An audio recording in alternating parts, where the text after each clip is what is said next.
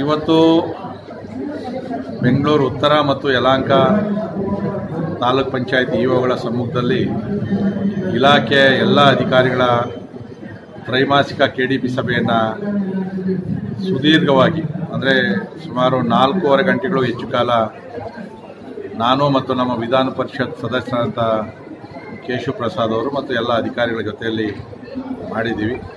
ಈ ಸರಿ ಕೆಲವು ಅಧಿಕಾರಿಗಳು ತಡವಾಗಿ ಬಂದಿದ್ದರಿಂದ ಬಾಗಿಲನ್ನು 11 ಗಂಟೆ ಕ್ಲೋಸ್ ಮಾಡಿ ಯಾವ ಅಧಿಕಾರಿಗಳನ್ನು ಬಿಡಬಾರ್ದು ಒಳಗಡೆ ಅಂತ ಹೇಳಿದ್ವಿ. ಕೆಲವನ್ನೆಲ್ಲ ಆಬ್ಸೆಂಟ್ ಹಾಕಿದ್ದೀವಿ. ಮತ್ತು ಸಭೆ ಮುಗಿಯೋವರೆಗೂ ಅವ್ರು ಇರಬೇಕಾಯಿತು. ಮಧ್ಯದಲ್ಲಿ ಯಾರು ಅನುಮತಿ ಕೇಳದೆ ಹೋಗಿದ್ದಾರೆ, ಅವ್ರಿಗೂ ಕೂಡ ಆಬ್ಸೆಂಟ್ ಆಗಿ ಈಗ ಡಿಪಾರ್ಟ್ಮೆಂಟ್ಗೆ ಅವ್ರ ಮೇಲೆ ಶಿಸ್ತಿನ ಕ್ರಮ ತಗೊಳ್ಬೇಕು ಅನ್ನೋದಕ್ಕೋಸ್ಕರ ಅವ್ರ ಮೇಲೆ ಪತ್ರ ಬರೆಯೋದಕ್ಕೆ ಹೇಳಿದ್ವಿ. ಸೊ ಇಲಾಖೆವಾರು ಪ್ರಗತಿ ಚರ್ಚೆಗಳನ್ನು ಮಾಡಿದ್ವಿ. ಒಂದು, ನಮಗೆ ದೇವರಾಜ ಅರಸು ಅಂಬೇಡ್ಕರ್ ನಿಗಮದ್ದು ಇದರಲ್ಲಿ ಫಲಾನುಭವಿಗಳದ ಕಡಿಮೆ ಸಂಖ್ಯೆಯಲ್ಲಿ ಕುಂತಿರೋದ್ರಿಂದ ನಮಗೂ ಕೂಡ ಅಲ್ಲಿ ಫಲಾನುಭವಿಗಳು ಒತ್ತಡ ಇರೋದ್ರಿಂದ ಅದನ್ನು ನಾವು ಆಯ್ಕೆ ಮಾಡೋಕ್ಕಾಗಲಿಲ್ಲ. ನಾನು ಅಸಹಾಯಕ ಪರಿಸ್ಥಿತಿ. ಸರ್ಕಾರಕ್ಕೂ ಪತ್ರವನ್ನು ಬರೆದಿದ್ದೀನಿ. ಫಲಾನುಭವಿಗಳ ಸಂಖ್ಯೆಯನ್ನು ಜಾಸ್ತಿ ಮಾಡಿದ್ರೆ ನಾವು ಸ್ವಲ್ಪ ಮ್ಯಾನೇಜ್ ಮಾಡ್ಬೋದು.